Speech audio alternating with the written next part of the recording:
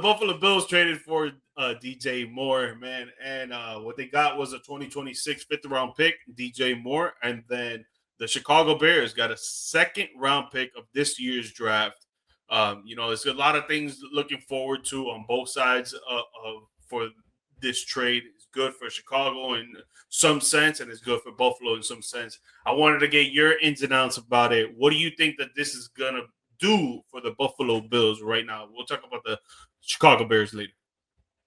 I think this kind of just puts them in the same situation they've been in each year as Josh Allen's progressed. Like they always seem to have a solid one, but then they fill two and three wide receiver roles with, not guys that are bad or anything like that, but just not stars or anything where you have something like a Higgins and a Chase or anything like that. But it is a great pickup, and I do think they needed to do it, even if they were to follow up and draft a wide receiver, high, whether it's first round, second round, I don't care.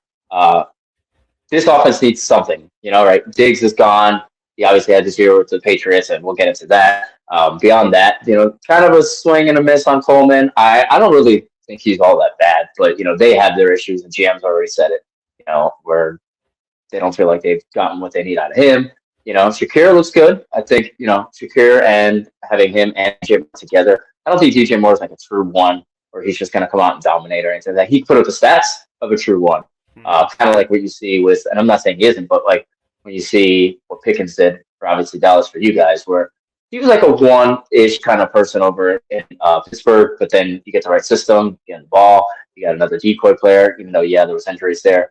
Like he looks like a one now. So, it could be that kind of thing here for him as well. DJ Moore with Josh Allen, of course, they throw the ball just as much as anybody in the league. But I love what they have going on in terms of fixing that problem. They do have some other issues, and I think Josh Allen is amazing. I'm not focused on the one bad throw at the end of the game in the playoffs or any of that nonsense like a lot of people do. So I like the trade for them. I like the trade for Chicago, clear up some cap space, get them in a good position because they're a young building team and they're looking pretty good. And you only got so much time before you got to pay a lot of people there. So good move to get ahead of that early. And overall, I think it's kind of a win-win. Yeah, definitely. I think it's a kind of win-win too with just Buffalo side of things, right?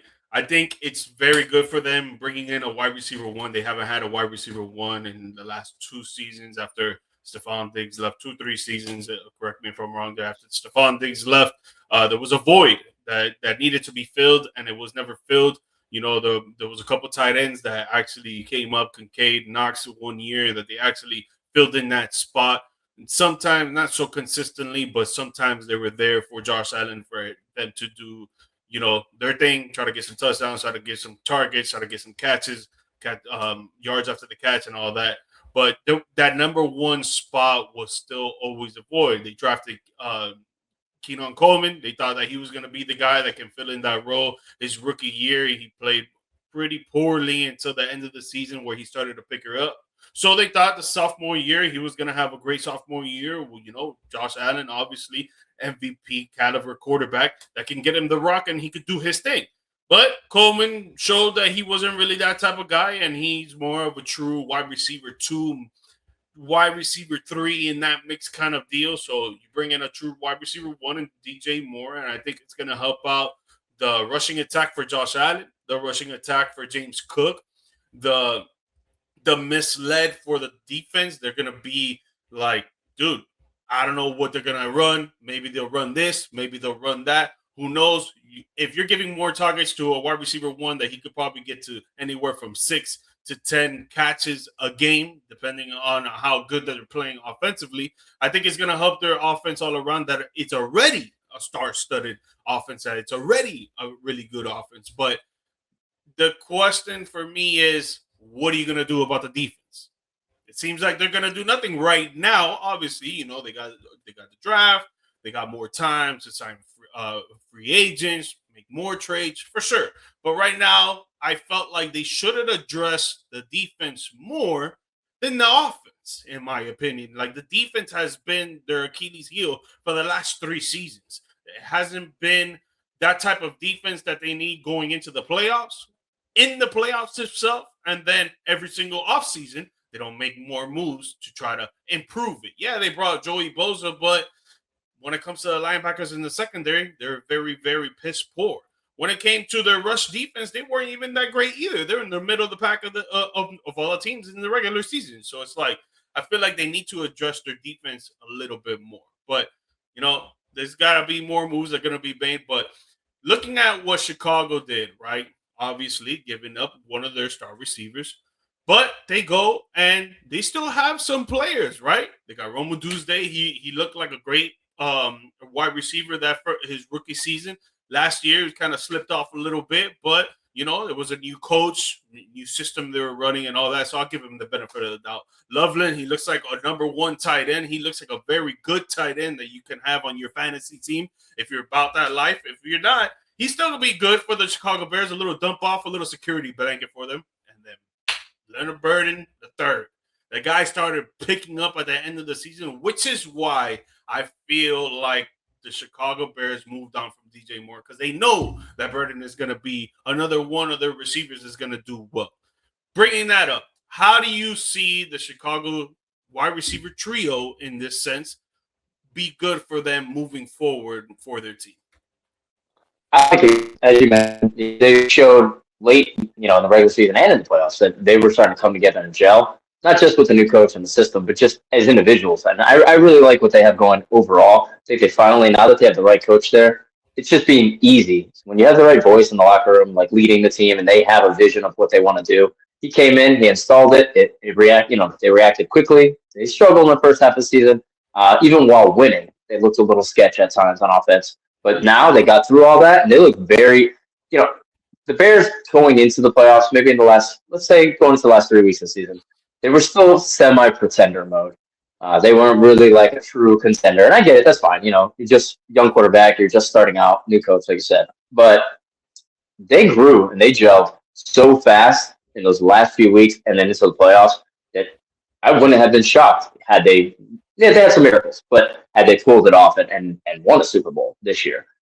They had that same kind of Bengals thing going on with the Joe Burrow Super Bowl run where everything started to click as the season progressed. And like you said, that makes a guy like DJ Moore, where you want to save money, a little less valuable. So you can cut him, trade him, do whatever, and still have the money to build the rest of this team. So I think they have the right coach for that direction to utilize that money, because a lot of teams will cut players, not just in football, in any sport. They'll save money, they'll make things like that, and then they do nothing with the money. They have no direction. They have no voice that works. They're already a struggling team, and they're just, like Sacramento Kings. They're bad forever because they just keep repeating the same mistakes over and over again, regardless if they have the money or not. I think the Bears are starting to have the right organization, other than this whole Indiana thing. But, they're starting to have the right organization all around, especially with Caleb Dare, a young talent. So I love what they have as well, just like you mentioned. So I was thinking actually too. I think giving away DJ Moore, obviously, like I said, Burden is going to be the number 2 guy that they probably use, or number 3 guy they probably use, which is why they shipped out DJ Moore. But I still feel like they will still draft a receiver. What do you think? I can see that. It's not like this team needs a lot of stuff, which is odd because you look at when Cincinnati, as I mentioned, did so well on that run. Like, they had a lot of good veterans on defense, but if you knew and you watched the Bengals, you knew, that was nice, but these guys are getting old on defense quick, and the offense is going to continue to be good, but that's knocking on the door. That's in the mail. You look at Washington, when they look good with, Jaden Daniels in that first year. That was nice, but you saw that secondary getting sliced up and things like that going on throughout most of that season as well. So they had some issues on the back door. I don't feel like the Bears have a lot of big gaping holes that are so, you need to fix this, across the board. I think they have a lot of stuff where they could take a draft like this and get another receiver and really make that offense secure. And then fill, it is a deep defensive draft, especially in the trenches. And then fill those kind of positions, in the second round, third round, fourth round, whatever it may be, and maybe sign one other guy. And they'll be in a position to look great instead of a team that looks great for one season and gets exposed the next. Mm-hmm. Yeah, I think having Ben Johnson at the realm of that, I think that there's not going to be no going away. I think it's just going to be improvement after improvement after improvement. Now, are we talking about dramaticalized improvement? Maybe not, but I think maybe 1% better every day. Yeah, I would put my money on it that they will be getting better and better and better. And when you have a quarterback like with that caliber, that he could run out of the pocket and he could be pinpoint accuracy with his throws, and he makes some great decisions sometimes. Obviously, he's still learning. He still needs to learn a little bit more, but the dude is young. He's very talented. He's fast, great decision maker.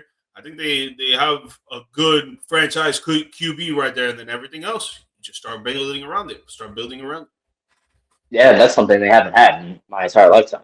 Yeah, no, Chasing the for sure. quarterback. Not a Cleveland level, but chasing that quarterback. Yeah, no, facts. I think the last good quarterback they had was Jay Cutler, I would say. Yeah, And that wasn't absolutely. even. Yeah.